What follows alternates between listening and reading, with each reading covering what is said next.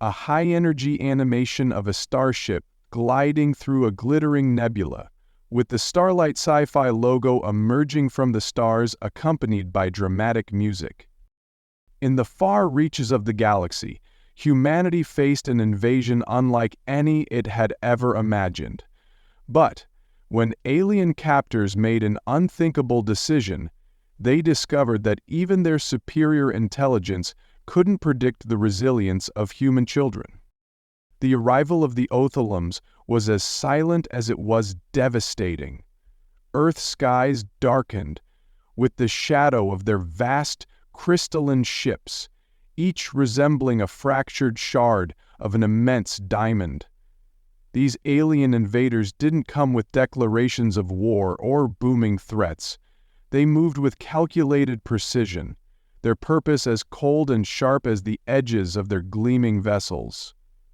Cities trembled as electromagnetic pulses rendered human defenses useless. Satellites fell silent, planes dropped from the sky. In mere hours, humanity was cut off from itself, helpless against an enemy it barely understood. The Othelans were not a species of organic flesh and bone. Encased in translucent exoskeletons that refracted light into brilliant hues, they seemed almost ethereal, like beings of pure energy trapped within glass. But beneath their mesmerizing exterior lay an intelligence as unyielding as the void of space. To the Othelans, humanity was an infestation to be managed, a chaotic species that had squandered its potential. They saw Earth not as a world filled with culture and life, but as a resource-rich planet ripe for exploitation. What set the Othelans apart from any enemy humanity had ever faced was their refusal to engage in direct conflict.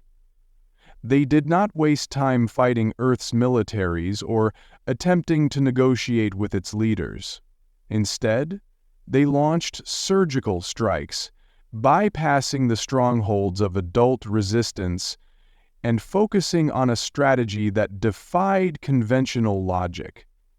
They targeted humanity's children. To the Othelans, this was the simplest and most effective way to neutralize the species. Adults were too entrenched in their ways, driven by emotion and memory. But children, they believed, were malleable, their identities still forming.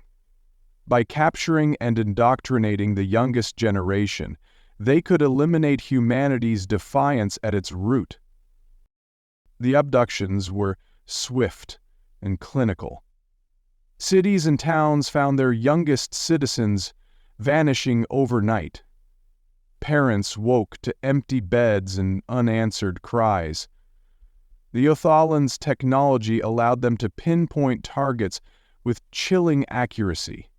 Families huddled together, hoping to shield their children, but no barricade, no hiding place could escape the relentless precision of the alien harvesters. As the children were taken, humanity's spirit cracked. Governments scrambled to respond, but their attempts were futile. Advanced weaponry fizzled in the face of Othelan shields, and retaliation was met with calculated indifference. The Othelans didn't even acknowledge humanity's resistance. To them, it was as insignificant as the flailing of ants against a flood. The children, meanwhile, were herded aboard the alien ships, their cries echoing through the corridors of shimmering light. To the Othelans, this was not an act of cruelty, but of efficiency. They believed they were saving these young humans from the irrationality of their own kind. In their logic, the children would grow under Othelan guidance, free from the burdens of emotion and chaos, becoming the perfect tools to mine Earth's resources and build the Othelans' empire. What the Othelans failed to grasp was the strength hidden within those small, frightened beings. They had taken the youngest and most vulnerable of humanity, but they had also taken its most adaptive, imaginative, and unpredictable members. The Otholans had made their first and greatest miscalculation. The Otholans, despite their brilliance, had a single-minded view of existence.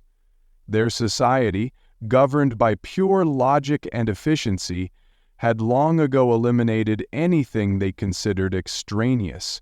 Emotion, creativity, and individuality were viewed as flaws, weaknesses that served no purpose in the grand design of survival and conquest. They were a species of collective precision, each member contributing to the greater whole without question or deviation.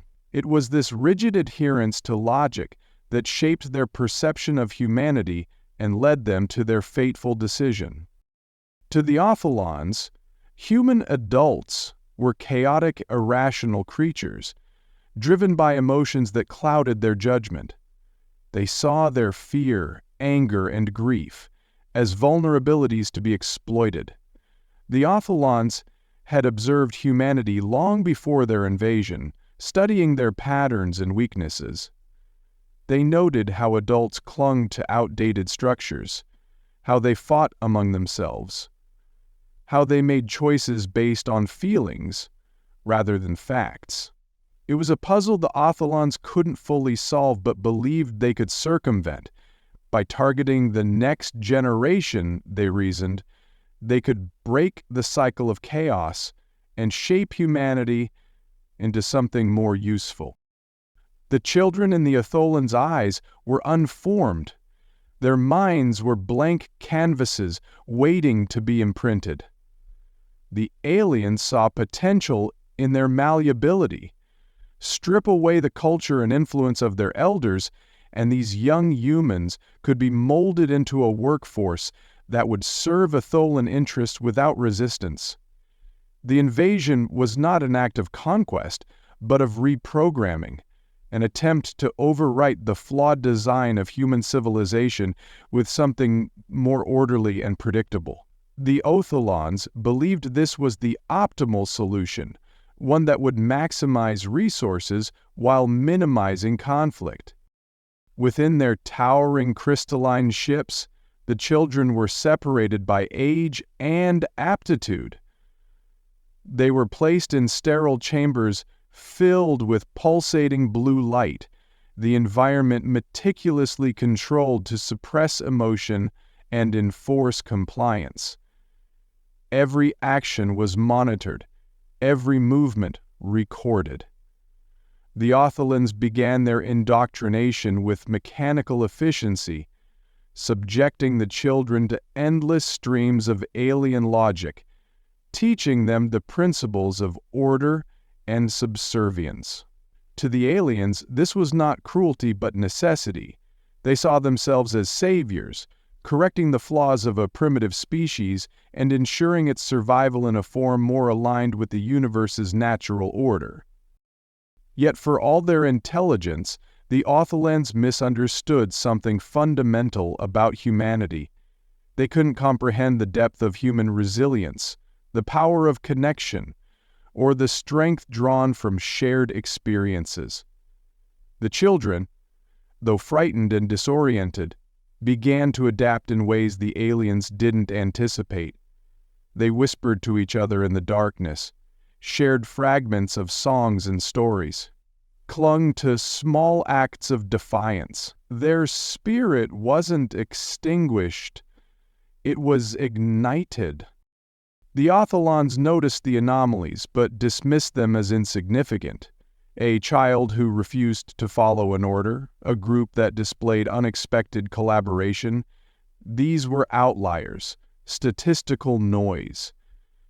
The Otholans couldn't fathom that these small acts of rebellion were the first cracks in their meticulously constructed plan. They had assumed that humanity's chaos was its weakness, but they were beginning to learn that it was also its greatest strength. Aboard the Otholan ships, The children found themselves in an alien world that seemed almost alive. The walls pulsed faintly, their crystalline structures shifting with a rhythm that mirrored the ship's activity. Every surface glowed with a cold, blue light, casting shadows that danced with an unsettling precision. To the Otholons, this environment was a masterpiece of efficiency, free of unnecessary distractions. To the children, it was a prison of unyielding sterility. Yet even in this hostile environment, their human instincts began to assert themselves. The first signs of resistance were almost imperceptible. The children, though frightened, were far from helpless. They began to form bonds, finding strength in shared experience and the faint threads of familiarity.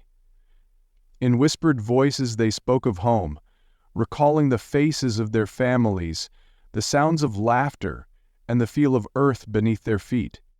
These memories became their anchor, something the Otholons had overlooked entirely. For all their studies of human behavior, the aliens had no framework to understand the power of connection and imagination. The older children took on roles of leadership, organizing the younger ones in ways that were subtle yet effective. They created games that disguised their plans, using play as a cover for mapping their surroundings and testing the limits of their alien captors' surveillance. A simple game of hide-and-seek became an exercise in identifying blind spots in the Otholan monitoring systems. A hand-clapping rhyme carried secret messages, passed from one child to another with astonishing speed. The Otholons, in their arrogance, dismissed these actions as harmless artifacts of the children's primitive culture. They failed to recognize the growing network of cooperation forming right under their crystalline noses. The children began to work together, pooling their observations and discoveries. They noticed patterns in the ship's operations, when certain corridors were empty, when the alien guards seemed less attentive, and how the glowing panels on the walls could be manipulated with pressure in just the right places. The first act of defiance came when a group of children managed to disrupt a nutrient delivery system. To the Otholans, it was a minor inconvenience, a clogged conduit that required recalibration. But to the children, it was a small victory, proof that they could impact their surroundings.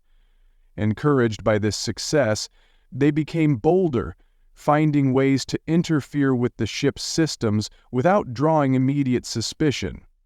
A maintenance drone redirected here, a control panel shorted there. The disruptions were subtle but increasingly frequent.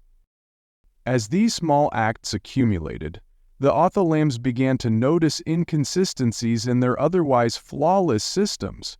Yet, their logical minds could not attribute these anomalies to the children. They ran diagnostics, recalibrated systems, and implemented stricter monitoring protocols, all while remaining oblivious to the true cause.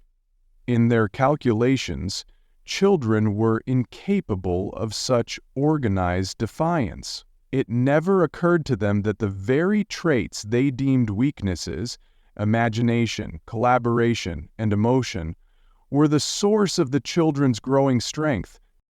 For the children, these small victories were more than just acts of rebellion. They were a means of survival. Each success brought a flicker of hope, a reminder that they were not as powerless as they seemed. They were adapting, learning the alien systems and turning the tools of their captors against them. In their unity, they found resilience. In their defiance, they found purpose. The Otholans had sought to erase humanity's chaos, but in doing so, they had unleashed something far more dangerous: its unrelenting will to endure. The Otholans, confident in their technological superiority, believed they had designed the perfect system to suppress human emotion and creativity. Their ships were equipped with the most advanced surveillance and control systems, capable of monitoring every child's movements, thoughts, and even the faintest tremor of emotion. The Otholons had meticulously planned every detail, from the sterile living quarters to the indoctrination routines, all in the belief that their cold, efficient methods would break the children's spirits and mold them into obedient subjects. Yet, as the days passed, the aliens found themselves increasingly perplexed by the behavior of their young captives. At first, the disruptions were small and easily dismissed. The children's disobedience seemed random. A few misbehaving here, a minor act of rebellion there. The Otholons simply adjusted their protocols, reinforcing their systems, tightening their surveillance. They never suspected that these small acts of defiance were part of a much larger plan unfolding right beneath their sensors. The children, though still frightened and uncertain, had begun to form a silent resistance. They learned how to use the ship's technology to their advantage, exploiting the gaps in the Otholan surveillance network and turning the seemingly harmless chaos of childhood into a weapon. It began with the simplest of actions, a game of pretend, a small act of harmless deception, a distraction. The children used their imaginations to create elaborate ruses that masked their true intentions. They began mimicking the behavior they had observed in their captors, studying the alien systems with a keen eye, learning how the ships operated. They knew that they couldn't match the Otholans in intellect or raw power, but they had something far more potent: adaptability. The children could improvise, change their tactics, and work together in ways the Otholans couldn't fathom. One group of children discovered a seemingly inconspicuous maintenance drone that roamed the ship's corridors, performing routine checks on the machinery. The Otholans had designed these drones to be autonomous, programmed to identify and repair minor malfunctions without human intervention. To the Otholans, the drone was a simple tool, but to the children, it was a potential ally in their quest for sabotage. They managed to hack into its basic programming, redirecting its path to areas of the ship where it could cause small, yet critical malfunctions. It started with something as simple as causing a power surge in a lesser-used section of the ship. Then, the drone began to introduce subtle glitches in the ship's core systems. Nothing that would raise immediate alarms, but enough to create a pattern of anomalies that the Otholans couldn't explain. Other children, with less technical knowledge but a keen sense of observation, started to mimic the Otholans' behavior, studying their captors' routines and searching for weaknesses in their unspoken assumptions. They noticed how the aliens relied on specific energy channels to keep the ship's core functioning. It was a predictable pattern. Every few hours, the ship would emit a pulse of energy to maintain its systems. At first, the children thought it was a waste of time to try and understand something so complex, but gradually they discovered the vulnerabilities in the Otholans' operations. Using makeshift tools and the bits of knowledge they'd gleaned, the children learned to interfere with these energy pulses, subtly rerouting power away from key systems. None of these actions were grand or heroic. They were small, calculated disruptions, invisible to the Otholans, but far more effective than they could have imagined. What the Otholans didn't understand was that each act of sabotage, no matter how minor, was a symbol of defiance, a manifestation of human ingenuity and resilience. The children weren't simply rebelling against their captors. They were learning, adapting, and most importantly, finding hope. In their unity, in their shared resistance, they discovered a new kind of strength. The Otholans were still confident that their methods were foolproof. Their ships were designed to be airtight, their technology beyond human comprehension. But the more the children learned, the more they realized that their captors, for all their intelligence and precision, were not infallible. The Otholans had created the perfect prison, but they had overlooked one crucial detail: humanity's boundless capacity to adapt and fight back, even when all seemed lost. The aliens had underestimated the most dangerous weapon of all: the human spirit. As the days turned into weeks, the children's actions became bolder and more coordinated.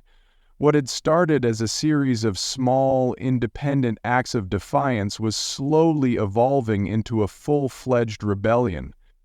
The Otholans, with all their intelligence and advanced technology, still couldn't comprehend the true source of their troubles. The anomalies in the ship's systems continued to grow, each new disruption more intricate and deliberate than the last. The Otholans had been trained to look for logical explanations, but what they encountered now seemed completely illogical to them, an unfathomable pattern of disobedience emerging from the very children they had hoped to control. The aliens had long relied on their vast network of artificial intelligence to maintain order and suppress any threats to their control.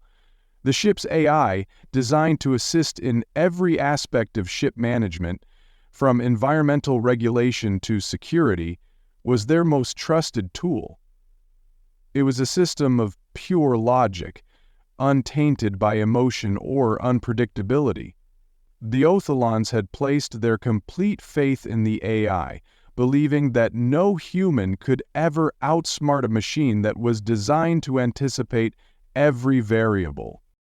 But the children, unburdened by the rigidity of the Otholan systems, had found a way to disrupt even the AI's calculations. They had discovered that the AI was not infallible, that it lacked the ability to adapt to the irrational and spontaneous behavior that defined human nature. The children's subtle acts of sabotage, combined with their growing understanding of the ship's inner workings, began to overwhelm the AI's logical frameworks. It began to ask questions it was never programmed to ask. Why were the children misbehaving? What was driving them to rebel? Why didn't they just submit? The AI, in its cold and calculated way, attempted to simulate the behavior of the children, trying to understand their motives, but its analysis fell short. The logic it applied to human behavior was too rigid, too deterministic. It couldn't account for the ingenuity and unpredictability of the human spirit.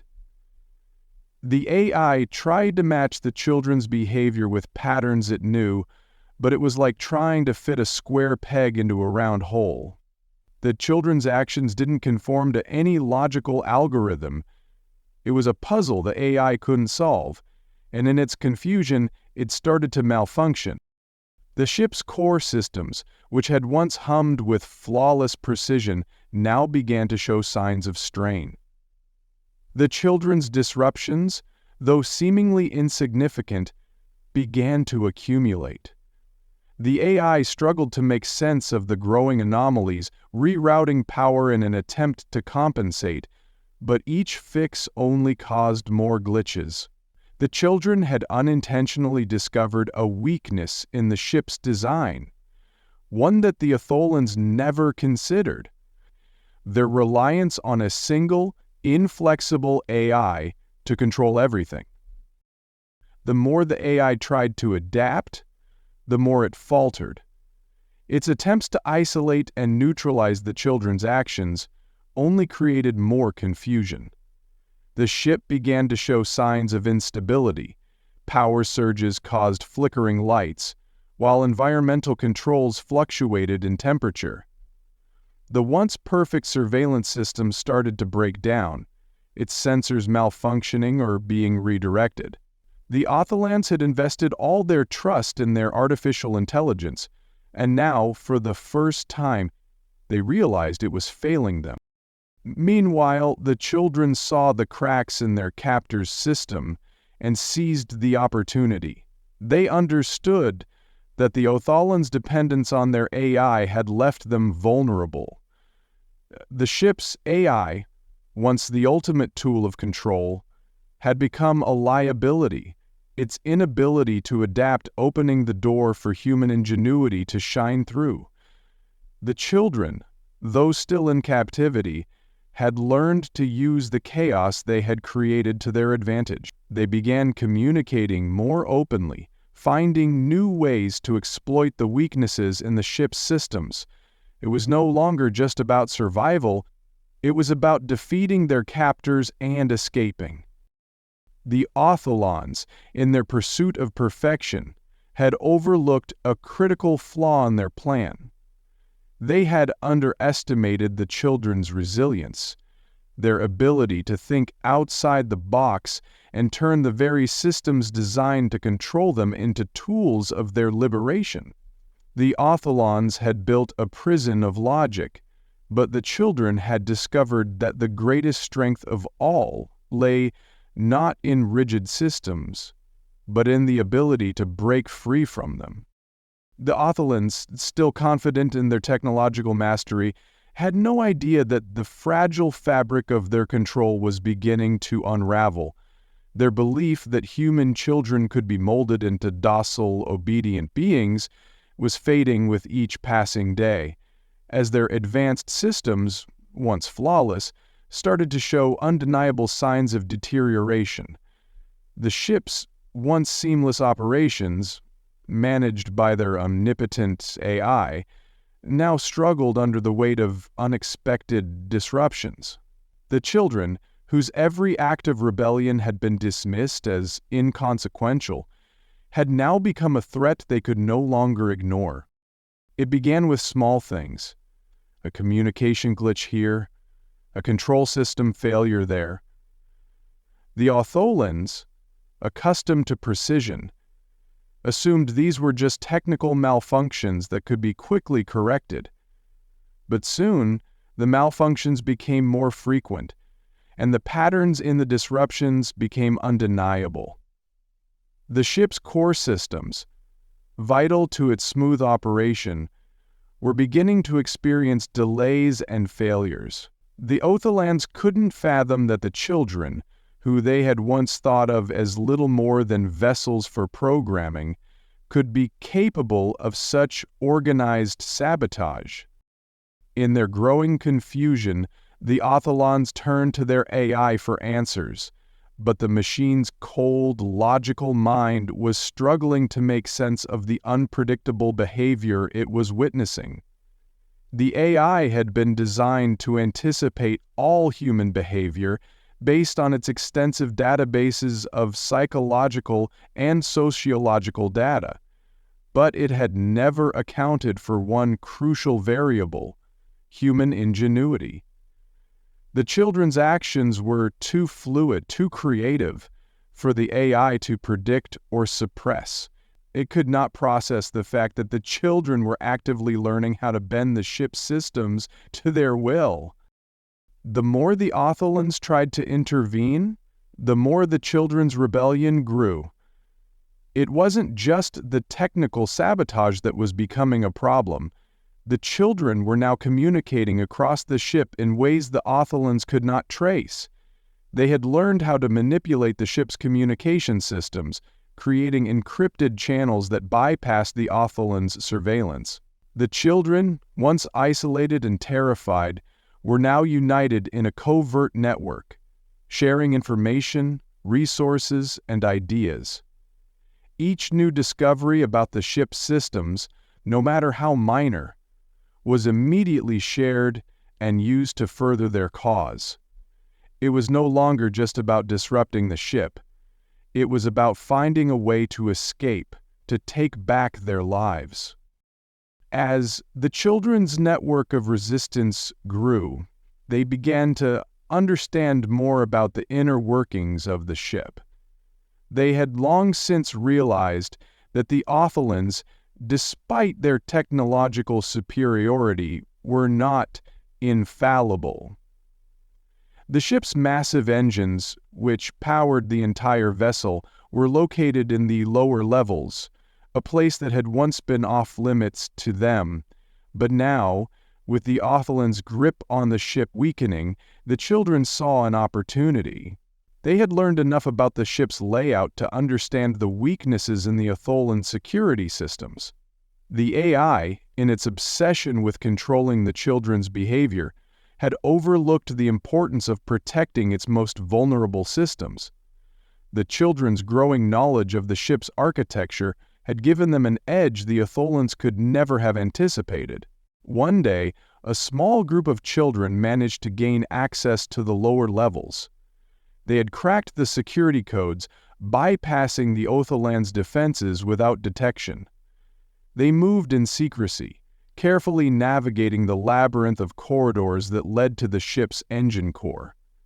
As they reached the heart of the ship, they were faced with a decision: disable the engines and risk sending the ship into chaos, or use the engines to power an escape.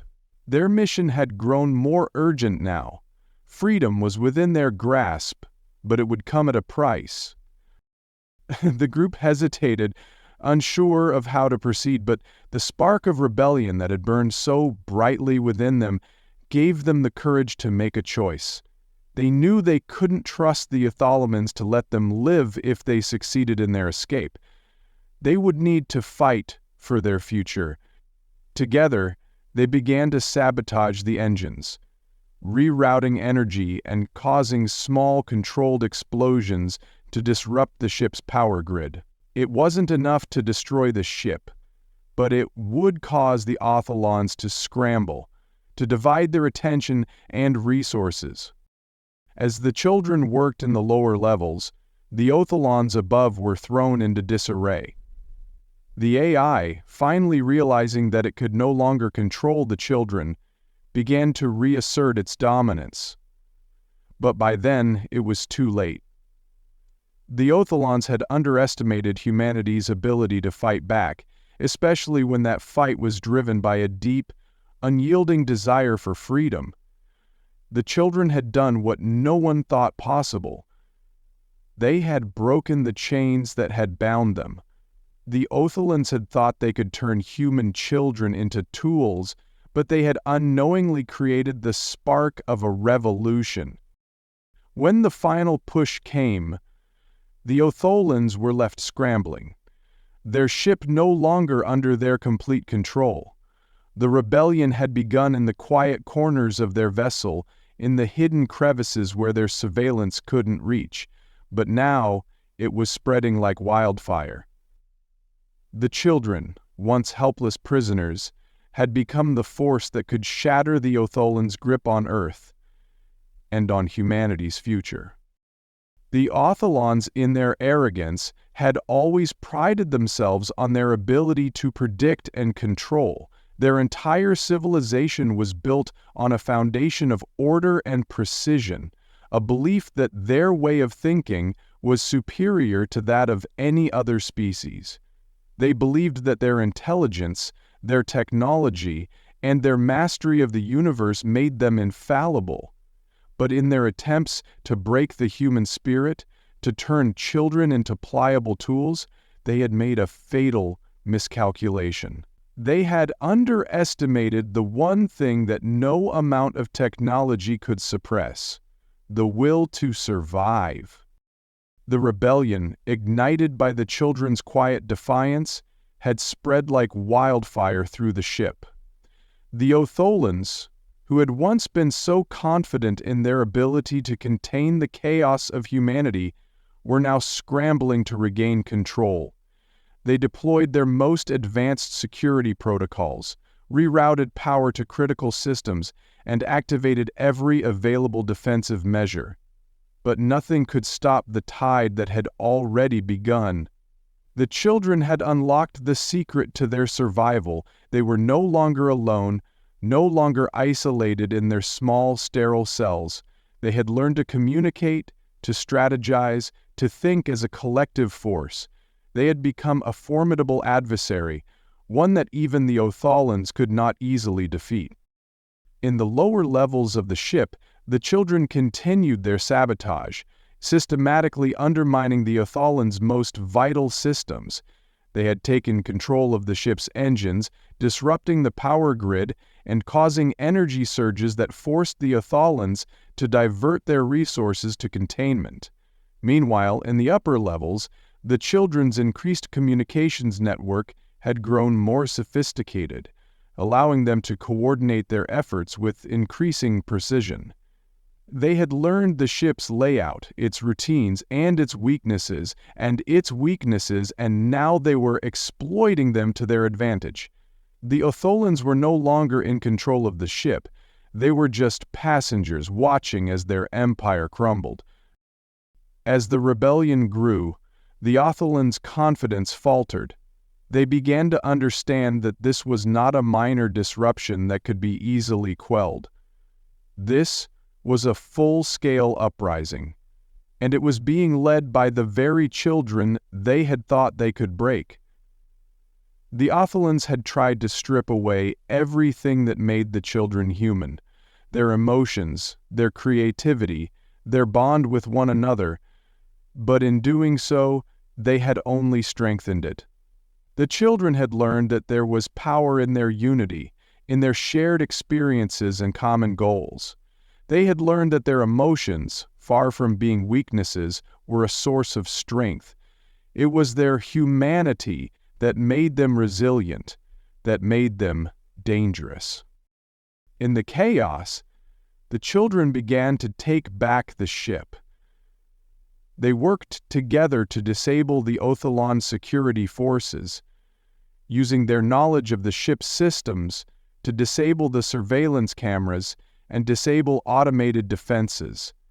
They liberated more children from their cells, their numbers growing as they fought to reclaim their home. The ship, once a symbol of the Otholan's dominance, had become a battleground. The Otholars were no longer the masters, they were the prey, outmatched by the very species they had thought they could dominate. The final blow came when the children, united in their determination, launched a coordinated attack on the Otholan command center. They bypassed the last of the alien security measures, infiltrating the heart of the ship's control systems. With one final surge of energy, they triggered a massive explosion that disabled the Otholan command center, sending the ship into a freefall. It wasn't just the physical systems that had failed. It was the Otholan's entire plan, their entire worldview. They had tried to reshape humanity in their image, to bend the human spirit to their will. But in doing so, they had created their own undoing. As the ship careened toward the planet below, the children, now liberated, looked out from the viewports at the world they had fought so hard to save. Earth, once a distant memory, was now within their reach. The rebellion was over, but the journey had only just begun.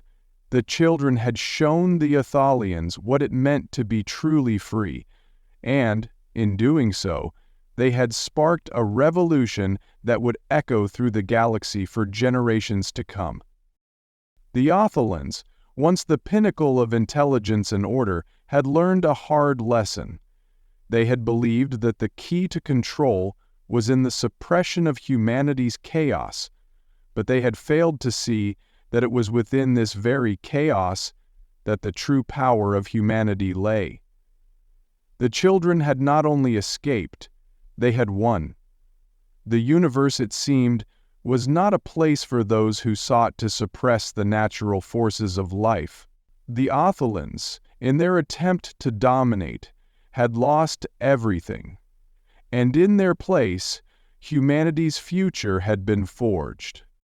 The Starlight Sci-Fi logo fades back into the stars as triumphant music plays, followed by the tagline, "Exploring the Edge of Imagination."